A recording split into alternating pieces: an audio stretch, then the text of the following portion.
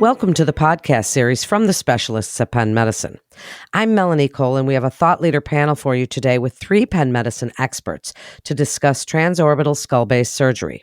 Joining me in this panel is Dr. Christina Jackson. She's an assistant professor of neurosurgery at the Hospital of the University of Pennsylvania. Dr. César Briceño, he's an associate professor of ophthalmology at the Hospital of the University of Pennsylvania and the chief of the Division of Oculoplastics at the Shea Eye Institute. And Dr. Jennifer Douglas, she's an assistant professor of otorhinolaryngology, head and neck surgery in the Division of Rhinology and Skull-Base Surgery at the Hospital of the University of Pennsylvania. Thank you all so much for being with us today. And Dr. Jackson, I'd like to start with you. Can you just explain a little bit about skull-base tumors, how common they are, and really the types that you see? Of course. Thank you, Melanie. So skull-base tumors are actually not very common, but they do happen in really bad locations for our patients. They encompass a variety of pathologies. Basically, these tumors grow along the base of the skull, from the front part of the skull to the back part of the skull. They're typically benign tumors, but the base of the skull has a lot of critical neurovascular structures, nerves that supply vision, movements of your eye, as well as vessels that supply the brain. Therefore, oftentimes these tumors, while benign, can cause significant symptoms for our patients. And surgery to reach these locations can carry significant morbidity, just given how deep these tumors are seated. Well, thank you for that. So, Dr. Jackson, tell us a little bit about the transorbital approach, or TOA, for skull-base surgeries. So traditionally, when we used to do these procedures for patients with skull-base tumors, they often involve very large incisions on the scalp, significant removal of the bone, and very long hospital stays. Recently, there's been a push in the field for more minimally invasive approaches using the natural corridors of our body. So the transorbital approach is a minimally invasive surgical technique where we use the natural corridor of the eye to reach these deep areas at different parts of the base of the skull. So instead of making a large incision on the scalp or removing a significant portion of the bone like we used to, we actually work through a very small opening, often hidden in the natural eyelid or eyebrow, to access the tumor that are seated deep in the skull base. For patients, what this means is that there's less trauma to the brain, typically less pain after surgery, and patients typically have a faster recovery. Of note, though, it doesn't mean that it replaces every traditional approach, but for the right patient, it gives us a much better and safer way of accessing these areas that we used to reach through larger operations. So interesting. Dr. Briceño, since you're in oculoplastics, tell us the benefits. Expand a little on what Dr. Jackson just said of TOA when compared to other endoscopic approaches, as appearance and function of the patients can have significant impact on the patient's quality of life. Absolutely. Thank you so much, Melanie. And so happy to be here with Dr. Douglas and Dr. Jackson, because we as ENT, neurosurgery, and ophthalmology really all exist in the region of the skull base, just in slightly different areas of it, and we encounter slightly different pathologies. But it is not uncommon that the pathologies that we encounter cross borders, which necessitates us to work with one another in order to really ensure the optimal outcomes for our patients. So the orbit is the bony socket in which the eyeball sits, but it shares that space with a number of really important structures, many of which are vessels and nerves and muscles and fat and all sorts of other connective tissues that are really, really important to the function of the eye and for the eyes to be able to work well with one another and also with the brain. And so my role in this type of collaboration oftentimes is ensuring the safety of those structures. Many times the primary pathology is deeper. It's in the skull itself, sometimes affecting the brain itself. And I need to make way for my collaborators to be able to access those structures and do the life-saving or vision-saving treatments that they do in a way that doesn't leave too much damage in its wake. This can be functional damage or cosmetic damage. And so working on the face or on the head and neck often has many morbidities, which are physical, but also many of which are psychological. And that sometimes comes in the form of facial disfigurement or scarring. And in oculoplastic surgery, we specialize in working in these regions of the face in order to achieve maximal exposure with minimal scarring and with minimal sequelae. This is just a fascinating discussion. And Dr. Douglas, What kinds of tumors and lesions are we talking about? What are best treated by TOA? What does the team look for when considering a case? Yeah, thank you, Melanie. And it's great to be here with Dr. Briceño and Dr. Jackson. As Dr. Jackson and Dr. Briceño were reviewing, the unique asset of the transorbital approach really is in some of the challenging locations that it helps us to access in a minimally invasive way. But within those anatomic regions, there can be tremendous variability in the types of pathology that can be treated. Some of the common lesions that affect this area include neoplasms, benign tumors such as meningiomas, that involve the sphenoorbital region, the anterior clinoid, or the sphenoid wing. There can also be other anatomic conditions such as encephaloceles, which may be causing CSF leaks into the nose that we can also address with this approach. Some other tumors may involve the orbit more directly, and they can be approached in that way. But there can also be other conditions involving the bone, such as fibroosseous dysplasia, that can be causing pretty disfiguring changes in the external craniofacial structure, which can be well addressed through this approach. More rarely, there can be inflammatory or infectious lesions, such as abscesses or other conditions that we can address in this way. But what's really important is that as a team, we are working through different corridors all the time. So we're really able to work together and identify which condition and which patient can be treated in this way in the safest manner. If I can dovetail with what Dr. Douglas just mentioned, one of the areas that's of particular interest to me is, of course, the orbital apex, which is to say the very back of the bony socket of the eye. Of note, this is where the optic canal is, which is the structure through which the optic nerve travels. And this is, of course, the nerve that supplies vision. The signals are caught by the eye, and then vision happens in the brain. And so, needless to say, any structure that compresses this nerve or that somehow jeopardizes its path posteriorly to the brain and to the occipital cortex can have a pretty profound impact on vision quality. And so, as a result, we deal with this in a very gingerly and very careful way. And this is where having the expertise of Dr. Douglas and Dr. Jackson, who are very well versed in all the other structures that surround that very crowded space, it really allows us to have the best chance of dealing with the pathology with minimal fallout. That's a great point, Dr. Briceño and Dr. Jackson. I'd like you to speak about the multidisciplinary approach. And as this is a multidisciplinary procedure itself, can you describe the planning and collaborative process? Absolutely. And I think to echo what Dr. Douglas and Briceño have touched upon, we all operate in our own areas, the sinuses, the orbit, the brain, but we all meet at this area called the skull base. And I think this is what makes this type of surgery and this type of work really collaborative and exciting and just great for us to work together and learn from each other. In terms of how these patients are shepherded through this procedure, because this approach can be used for different types of procedure, the patient actually may see either one of us at first glance based on what brought them in and who referred them. However, because, as you mentioned, this requires teamwork that brings different skill sets from each other, we often talk about these patients together through a collaborative approach. So we are all very communicative with each other, and we actually have a skull-based conference where experts from neurosurgery, ENT, oculoplastics, radiology, radiation oncology, and oncology all come together each week to review these difficult cases that may be good for these minimally invasive approaches to make sure that everybody's on the same page, reviewing the same images to ensure that we choose the best path and the best approach for these patients. And I think that's one benefit of having tumors and difficult tumors treated at Penn, where we have expertise who are best in their fields in each of these areas that are able to come together and really push the field forward to provide more minimally invasive but safe approaches for these patients. One quick thing that is important that Dr. Jackson mentioned, and that is the collaborative nature of the work between three departments. This is something that I find to be fairly unique to Penn. When Dr. Douglas and Dr. Jackson and I started to work together and came up with the concept of this team, our departments were so incredibly supportive. And to this day, I actually enjoy protected time in order to be able to take care of these patients.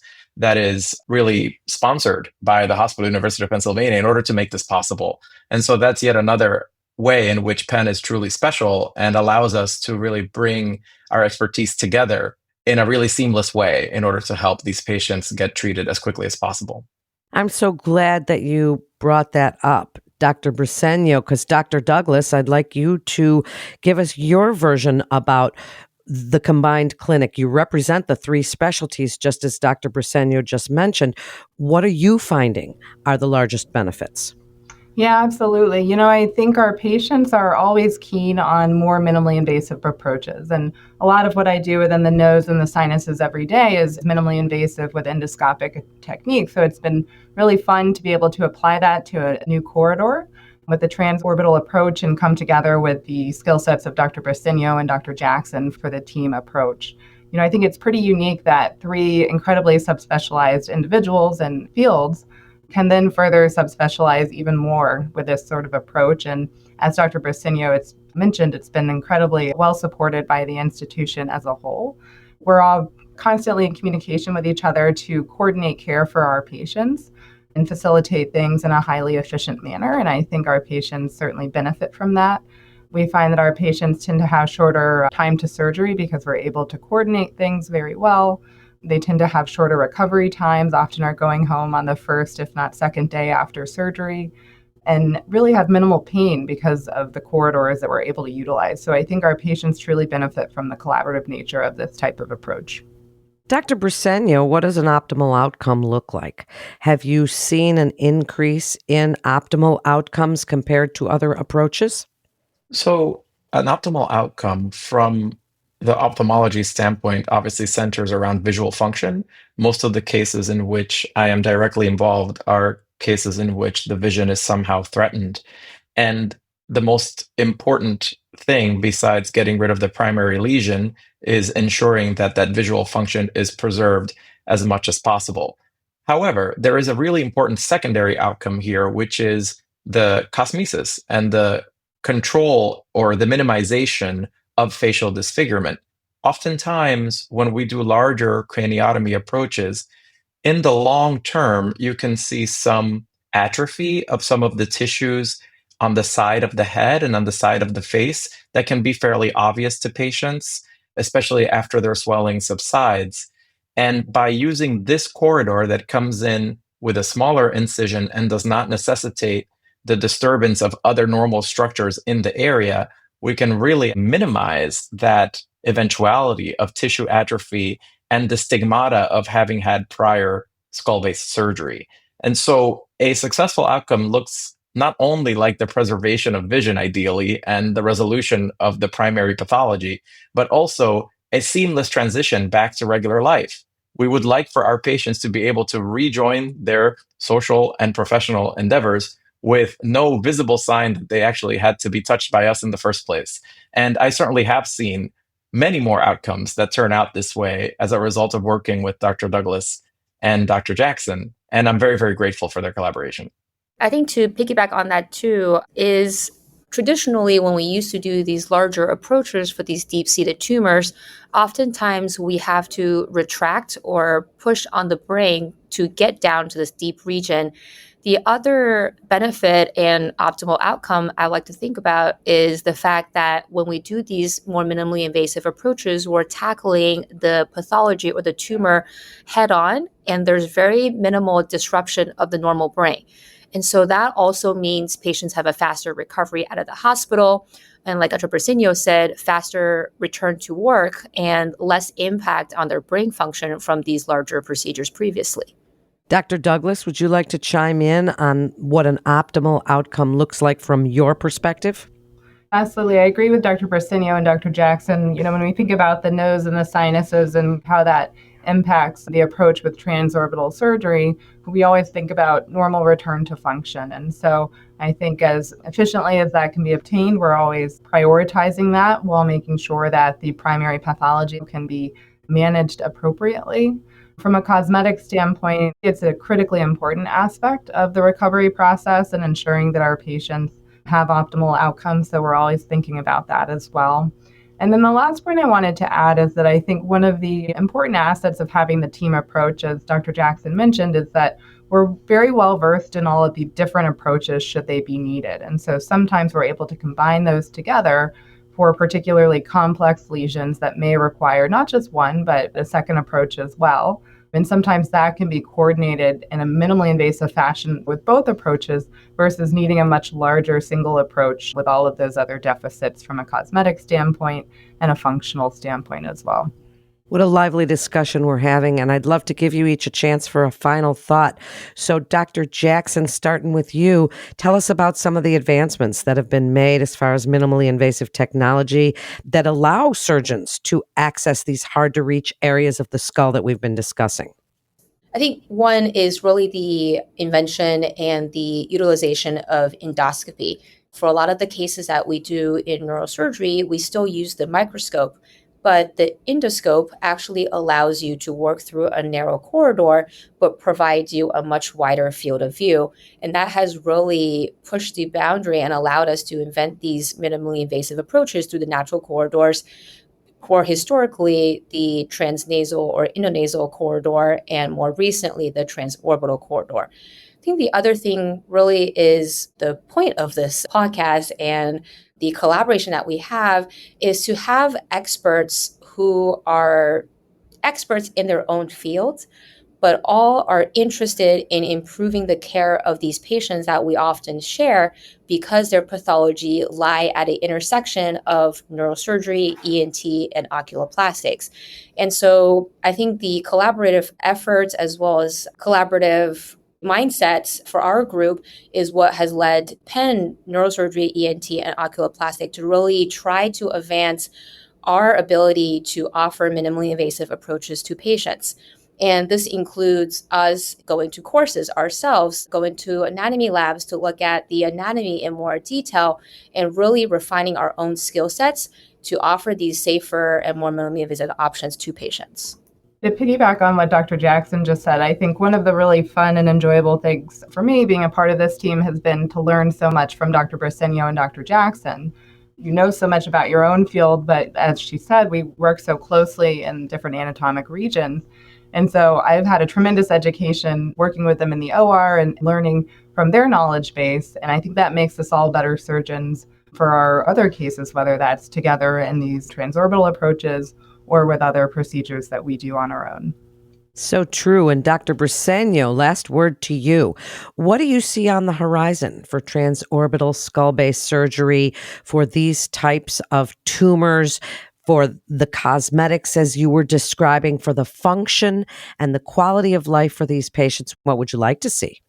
Thank you, Melanie. I think one of the things that I see happening in the short term, because I'm already experiencing it, is that there is cross-pollination not only of our knowledge of pathology, anatomy, and surgery, but also sharing our various surgical technologies that we typically utilize in our own worlds, but we don't necessarily share with other specialties. The way that we use stereotactic navigation, the way that we use different modes of hemostasis, both in terms of cautery as well as in terms of chemical hemostasis, we use them rather differently in ophthalmology versus ENT versus neurosurgery.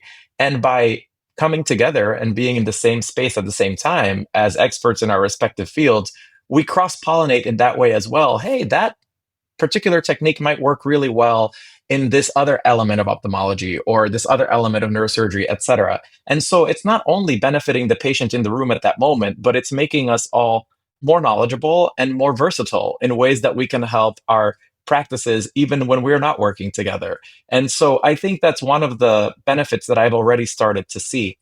As we work further into the future, what I see in the more distant horizon is also scholarship coming from our joint work. So not only can we convince ourselves that what we're doing is more efficient and more effective, but we can also share that with the literature and with the rest of the medical world, such that the lessons that we have gleaned from our experiences can hopefully help others to do the same. Thank you all so much for joining us today and sharing your incredible expertise and the multidisciplinary approach for these patients. Thank you so much again. And to refer your patient to Dr. Jackson, Dr. Briceño, or Dr. Douglas at Penn Medicine, please call our 24/7 provider-only line at 877-937-PENN, or you can submit your referral via our secure online referral form by visiting our website at pennmedicine.org/refer-your-patient. That concludes this episode from the specialists at Penn Medicine. I'm Melanie Cole. Thanks so much for joining us today.